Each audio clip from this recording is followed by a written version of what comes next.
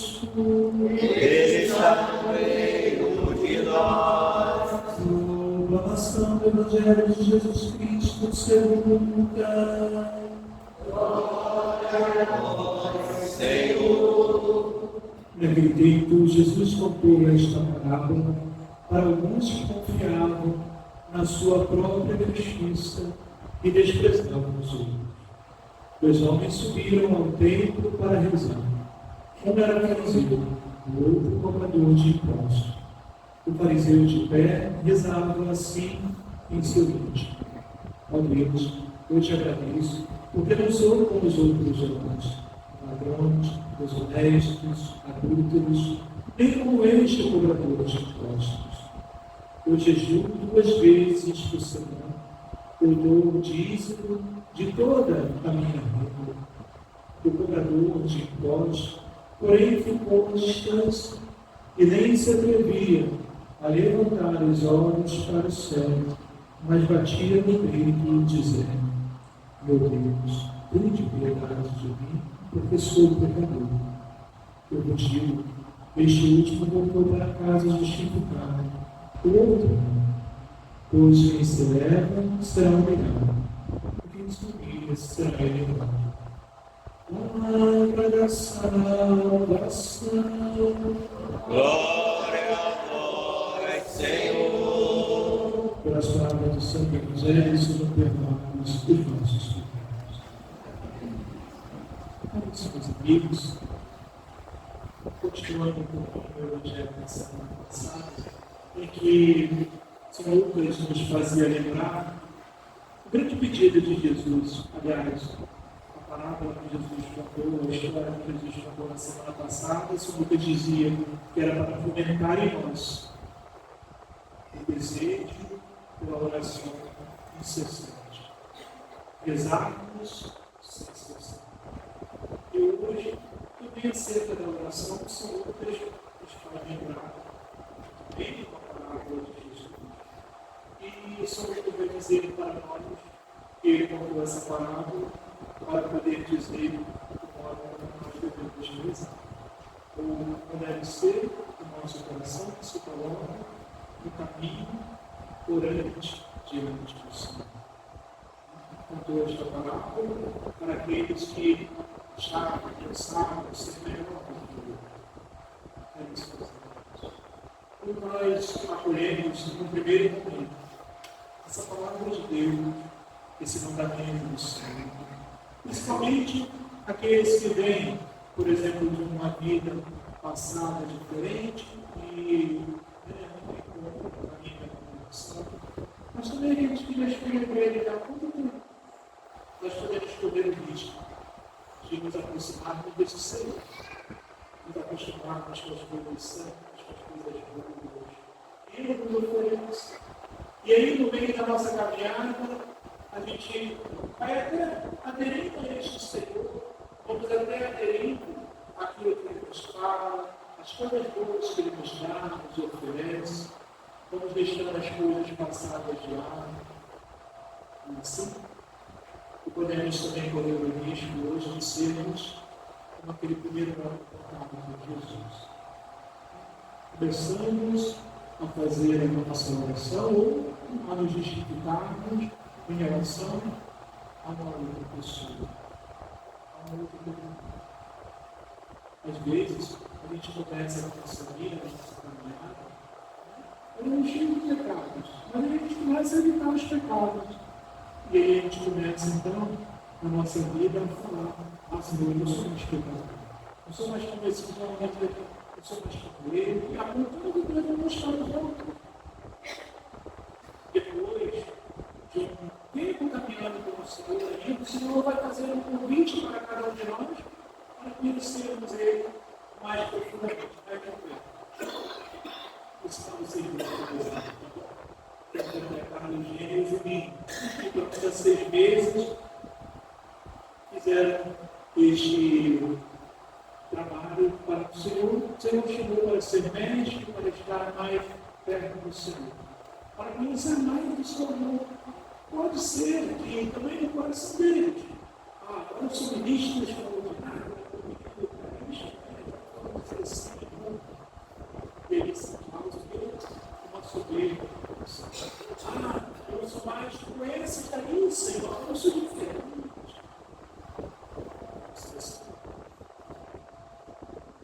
Porque o que está no coração é esse desejo, essa soberba, essa prepotência, esse orgulho, de acharmos que somos melhores uns que os outros. É disso que nosso Senhor hoje meus amigos, nosso Senhor hoje me chama a nos acostumarmos com a sua presença. Nosso Senhor hoje me chama a ter um olhar para Ele. Porque no final de tudo, só restará somente nós e Ele.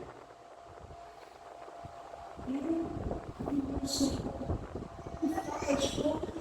Todos vamos abandonar, nós não vemos a segunda leitura, São Paulo dizendo para nós, São Paulo que foi um grande pregador. São Paulo saiu, converteu comunidades inteiras, e agora, quando estava já preso, na primeira audiência dele, o que acontece que ele relata para a gente, todos vêm.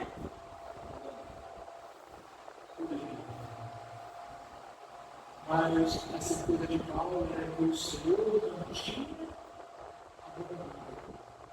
O Senhor tinha pecado. O Senhor tinha dado assistência a ele. O Senhor hoje nos conta esta parábola para que a gente não confie tanto em nós.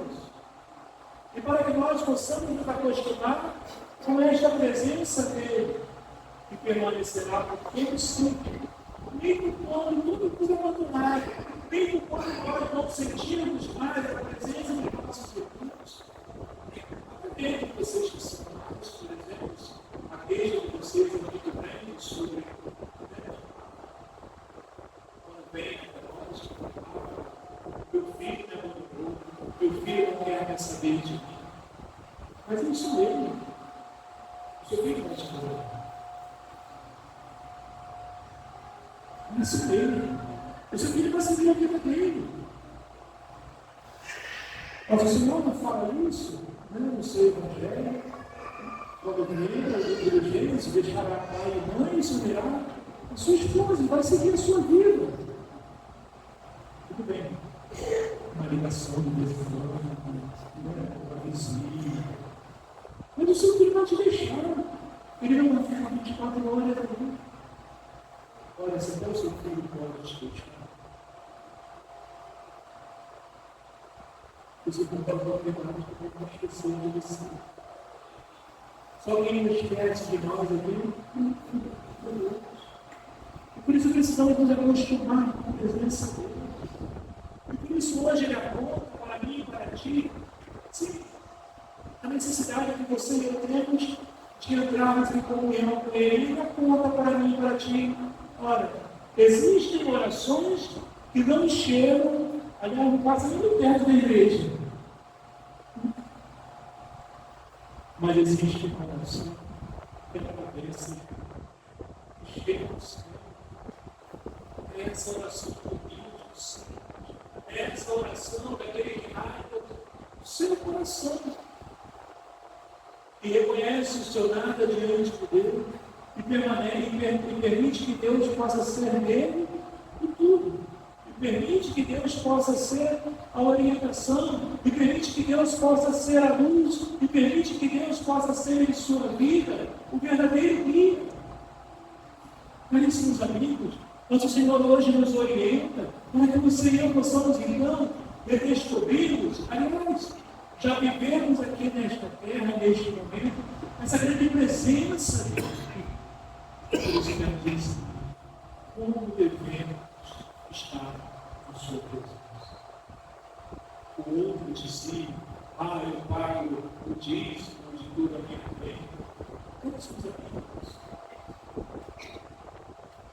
Aí tem um pouquinho de mim e de ti. E de nós, pagamos o dízimo como deveríamos de pagar. Não digo o dízimo financeiro, não, o dinheiro da retribuição, porque isso é muito fácil. Se bem que no projeto é difícil, né, galera? Mas não falo disso não. Veja, esse é mais fácil. Agora, o que eu dízimo é oferecer a Deus aquilo que Ele nos oferece. O dom da vida, sobretudo. Também deste dízimo, o nosso tempo. Será que oferecemos pelo menos os 10% do nosso tempo para Deus, ao longo do nosso dia? Pensamos nele, os nossos pensamentos? Será que oferecemos a Deus os nossos sentimentos? Será que oferecemos a Deus aquilo que é dele, você e eu? A nossa vida? Perdemos tempo com ele, aliás, ganhamos tempo com ele, oferecemos a ele. 10% do nosso tempo, por exemplo. É isso, meus amigos. Antes de julgar pela lei do verão, é questão de lembrar que a ninguém é muito de Deus. Ele também exige você. Ele também exige você. Esse faz coisa investir na nossa vida.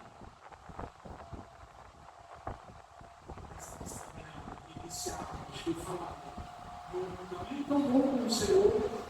Nós permitimos que a soberba e a nossa e aí depois de um tempo, levando para o nosso caminho, da vida de oração, das pastorais que nós participamos, a gente começa, de repente, nem comunicar os outros a fazermos uma certa cultura do nosso coração. A situação é oração.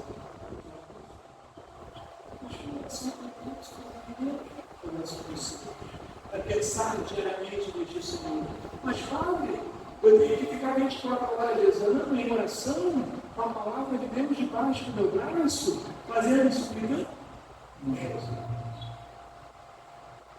Nós podemos ter um caminho muito eficaz para nos fazer crescer na vida de oração. Por exemplo, nós acordamos. Antes de, até mesmo de sair da cama, a gente oferece a Deus o nosso dia. E para isso a gente não precisa mais de 2, 3 minutos. Ofereça a Deus o seu dia. Não faça esse mal aqui sobre o seu corpo. Senhor, eu te ofereço todo o meu dia. Te ofereço todas as pessoas que eu vá encontrar neste dia. Que eu possa ser na vida deles sinais da vossa graça. Que eu possa ser sinal da vossa palavra. Possa ser sinal do vosso Deus. Que as palavras que saem da minha boca neste dia, Senhor Jesus, possam ser palavras que glorifiquem a vida dos meus irmãos. Sejam palavras que possam engrandecê-los. Aí ao longo do nosso dia, a gente levanta da cama, vai desarmar, vai trabalhar, e do corredor da nossa casa, até chegar na cozinha, quem sabe a gente não diga uma palavra bonita para Jesus, nos segure, meu Deus, durante o dia. Elevar os nossos pensamentos diariamente a Deus, ao iniciar a nossa vida. Ao pegar a mão, Senhor, que a tua presença esteja no chão. Junto com aqueles que aqui estão comigo. Pense em Deus. A gente não leva 30 segundos fazendo isso. Antes de reclamar, antes de murmurar. Pensemos em Deus. Aí no meio do dia, se der para levar o texto, as boas famílias,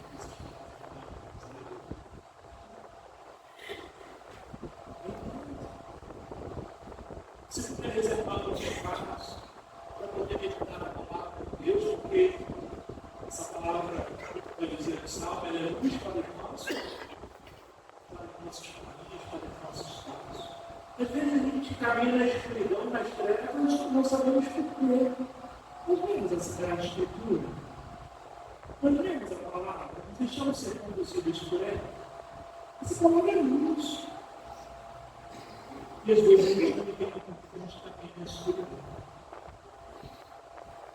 E assim a gente vai entregando o nosso dia.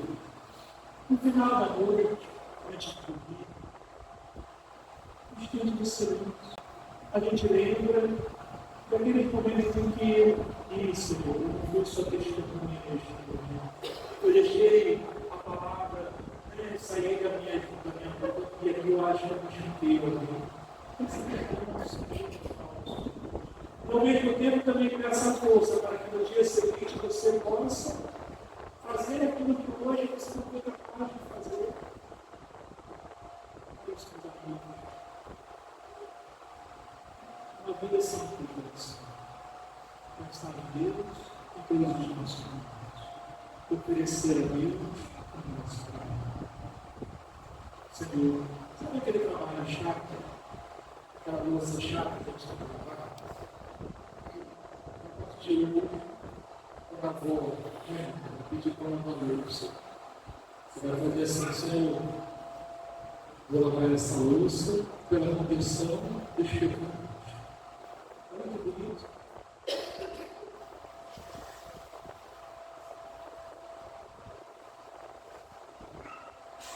Pode quebrar o salto com a vida. Veja você, se a gente oferecer a Deus o amor, o trabalho de você, você pode você ter prego essa oração do livro dos sábios. Quem dera se nós tivéssemos no coração como naquele segundo. Triste é quando a pessoa vem se confessar com o Pai e fala assim: Papai, eu não tenho pecado não. Pecado não tem. Aí começa a falar assim: eu faço tudo o que não tem igreja tem. Faço fundamentos, isso. Mas o que a senhora fez que desagradou a Deus que te trouxe aqui? Eu tenho pecado, a pessoa não tem cura no céu, não precisa acreditar nisso, não é verdade? Aí você vai investigando mesmo. Padre, mas eu sou muitas vezes aí em casa. Eu faço uma escola também, eu vivo, eu acordo, eu não tenho pecado. Porque o pior dos pecados não é assim? Que isso, meus amigos? Quando você se descobrir e pensar que eu não tenho pecado, cuidado, porque isso pode ser uma tentação do demônio para te derrubar. A nossa oração deve ser assim: Senhor, eu sou pecador. Quando eu pensar que eu não tenho, é aí que eu sou pecador. Devemos perder essa comunhão com o Senhor por conta da soberba do nosso coração. Não demos essa brecha para o inimigo. Pega Deus essa brecha e eu muito bem. Outros aí também deram e eu muito bem. Deixamos todas as brechas, sobretudo a brecha da soberba do inimigo.